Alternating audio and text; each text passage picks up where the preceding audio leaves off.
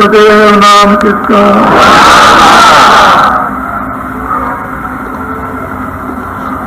नर नारियों,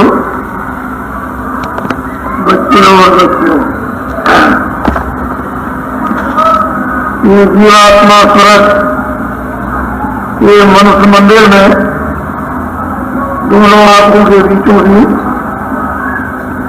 यहाँ पर बैठी हो जाए। जितने भी अच्छे बुरे पाप हैं, जितने भी आप करो, ये जीवात्मा का हृदय है। इसको आध्यात्मिक प्रकाशक, इसको तीसरा तिल कहते हैं। ये जीवात्मा का हृदय। तो जितने भी आप कर्म करोगे अच्छे बुरे, ये सब यहाँ पर आकर के जमा होते हैं,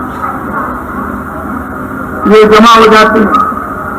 फिर यहाँ से एक खटनी होती है, गंदगी तो यहाँ जमा रह जाएगी, लेकिन जो पवित्र कर्म होंगे वो थोड़ा सा ऊपर जमा हो जाएंगे, गंदगी यहाँ जमा होती जाएगी।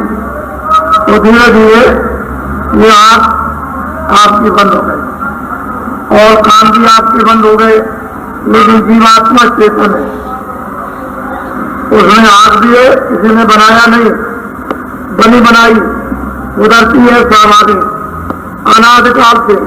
वहीं से आंख लेकर आई, वहीं से कान लेकर और वहीं से नाक लेकर ये वहां से आई हुई है। और यहाँ से तीनों का तार ये इधर नाक से लगा, यहाँ से ये आंख का लगा, यहाँ से ये कानों का लगा है। अगर बीच में कोई पर्दा अगर खराब हो जाए तो इधर से इधर आवाज नहीं जाएगी, इधर से इधर नहीं, और फिर आपकी इधर नहीं। तो इसलिए जीवात्मा यहाँ पर बैठी हुई है, वो देखने और सुनने इधर से जाना चाहिए। पर्दा खराब होगा तो आंख बंद हो जाएगी, वो तो बंद है ही, वो तो कान बंद है, लेकिन बाहर से भी कान बंद हो जाएंगे। इस तरह से जीवात्मा जब उस गंदगी से पूरी तरह से ढक गई, दब गई, तो इसका प्रकाश उल्टा हो गया, नीचे उलट गया। तो नीचे उसने क्या देखा, एक कमल ये है, एक कमल, इसको कंठ कहते हैं, इसको हृदय कहते हैं, इसको नाभि कहते हैं, इसको नीचे इंद्रिय द्वार और बुरा कहते हैं। तो फिर नीचे प्रकाश होता, तो कमल में जाकर के वो प्रकाश वहां जाकर के और गांठों में उलझ गया। फिर वहां से जो भी शक्ति रहेगी इस जीवात्मा में, उसका संचार इंद्रियों से, इधर मन से और बुद्धि से और चित्त से, ये सारा का सारा बाहर इस जड़ता में फैल गया। अब इसके बाद तो कोई उपाय नहीं, पूरा चक्र के प्रकाश को निकाले, इंद्रिय द्वार से निकाले, नाभि कमल से निकाले, हृदय से निकाले, ये कंठ से निकाले, इसके बाद तो कोई उपाय नहीं। अगर संत मिल जाए सच्चे महापुरुष तो हो सकता है कि धीरे से युक्ति बताकर, रास्ता बताकर और इसको बैठा धीरे से बाहर से मन, बुद्धि, चित्त है, वासना, काम, ये तमाम जो बार बार रहा ये लोभ मोह में, इससे हटा करके और धीरे से लगवा दे, तत्व प्रकाश इसका सिमटे। यहाँ आपका मां शक्ति का छाया का बाता है इस कंठ चक्र में। ये 16 भुजों का एक कमल है और 3 लोक का इस पर नक्शा है। पिंड का, खंड का और ब्रह्मांड का 16 भुजिया है। यहाँ पर तीनों लोगों का उस पर नक्शा बना हुआ, लेकिन छाया है इसमें दिखाई देता है सूरज के जीवात्मा के प्रकाश। फिर इधर से ये हृदय यहाँ पर शिव और सावित्री विराजमान, इधर शिव और पार्वती ये हृदय चक्र पर यहाँ बैठे थे, उनकी छाया ये सूरज के प्रकाश में दिखाई देती है और वो ऊपर से छाया पड़ी हुई है। फिर नीचे नाभि कमल में विष्णु और लक्ष्मी का वासा, उनकी छाया यहाँ पर नाभि में, और इंद्रिय द्वार पर ब्रह्मा और सावित्री का वासा, वहां उनकी छाया, और बुधा चक्र पर गणेश जी का वासा। ऊपर से छाया उस सूरज के प्रकाश में रोशनी में दिखाई देती है, लेकिन ये अनुभव कब होता है जब लोग प्राणायाम करते हैं। जब प्राणायाम होकर गुदा की नली से अंदर से चढ़ा करके और ले चलेंगे, इंद्रिय द्वार पर जाएंगे, तो उसके लिए संयम चाहिए, ताकत चाहिए, खान पान शुद्ध चाहिए, रहन सहन शुद्ध चाहिए, सदाचार चाहिए और समय चाहिए और एकांत चाहिए। तो यह हो नहीं सकता, ये योग नहीं हो सकता, कोई नहीं कर सकता। उसके लिए कोई खान पान अनुकूल और संयम वातावरण नहीं है। और फिर जो कि शरीर में अब ताकत भी नहीं है कि जिस योग को कर ले।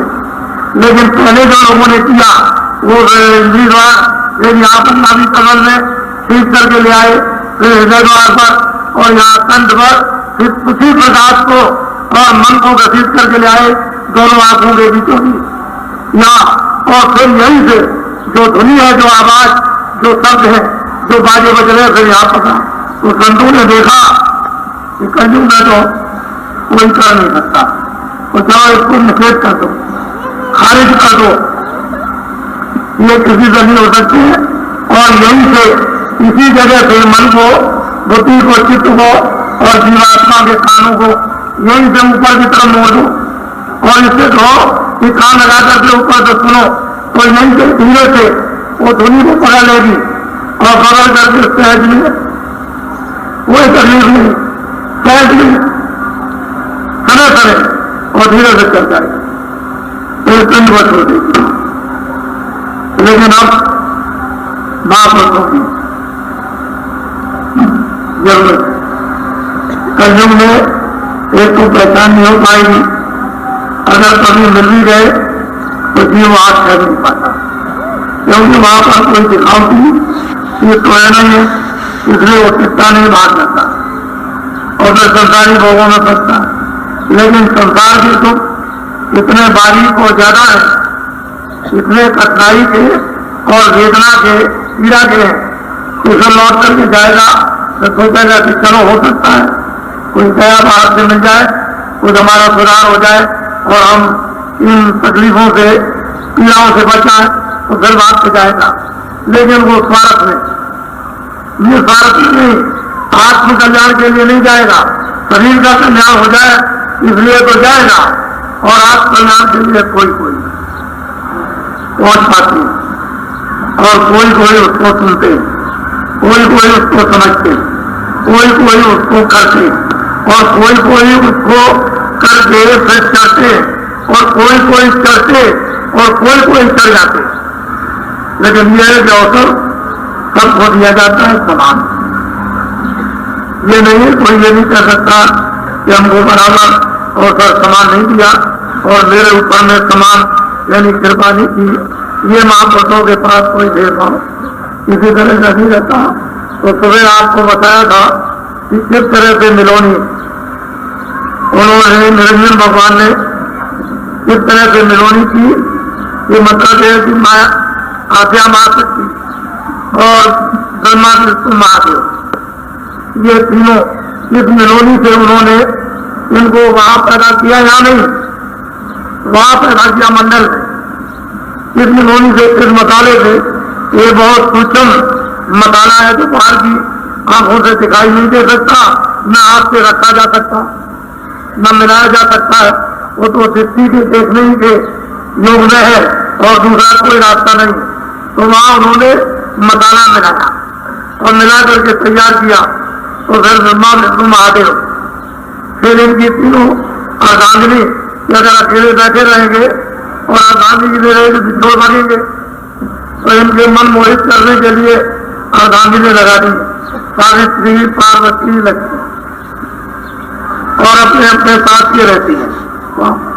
इनको कारोबार यानी यहाँ का सब समझा दिया, या देखो इन जीवों की उत्पत्ति करो, प्रलय करो, पालन करो, ये सबको अलग अलग काम दे दिया। और फिर उसके बाद जो निरंजन भगवान है वो बिल्कुल अलग आसन डालकर पैदल कमल में बैठ गए, निश्चिंत होकर के। अब वो तो बात खोल दिया सृष्टि का, ये करो, थोड़ा से ले जाओ, दर्दों में ले जाओ, जो भी अच्छा बना करे और उसको उसके मुताबिक, लेकिन सजा उसके मुताबिक ही मिलेगी। कोई अपनी तरफ से कोई सजा नहीं देंगे। अगर सजा दे दे तो नियम टूट जाएगा तो उनको सजा मिल जाएगी, ऐसा कभी नहीं। जो किया उसी की सजा देंगे। 4 खानों में जाने का है तो 4 खानों में ले जाएंगे, 84 लक्ष में जाने का है तो 84 लक्ष में ले जाएंगे, बात के नरकों में इस नाम के रथ में ले जाना तो वहां ले जाएंगे। ये उनको दे दिया गया कर्मांग का। अगर न कर्म करो तो आप दे सकते। अब इन कर्मों से कौन बचाएगा? वो महापुरुष संत सत्संग जिन्होंने रास्ता तय कर लिया और उसको प्राप्त कर लिया। ऐसे महापुरुष ले जाएंगे, नहीं जाएंगे तो ये आपके कर्मों का जो लेखा जोखा बही खाते में जमा है उसको करते क्या है कि वहां पहुंच करके जब विशेष प्रेम करोगे, लगाव रखोगे, सेवा करोगे, भजन करोगे, ज्ञान करोगे, सुमरन करोगे, वचनों का पालन करोगे और मतलब हर वक्त याद करोगे तो आपके कर्मों का कागज जो लेखे जोखे का पाप पुण्य का है उसको उस बही खाते में से हर निकाल लेते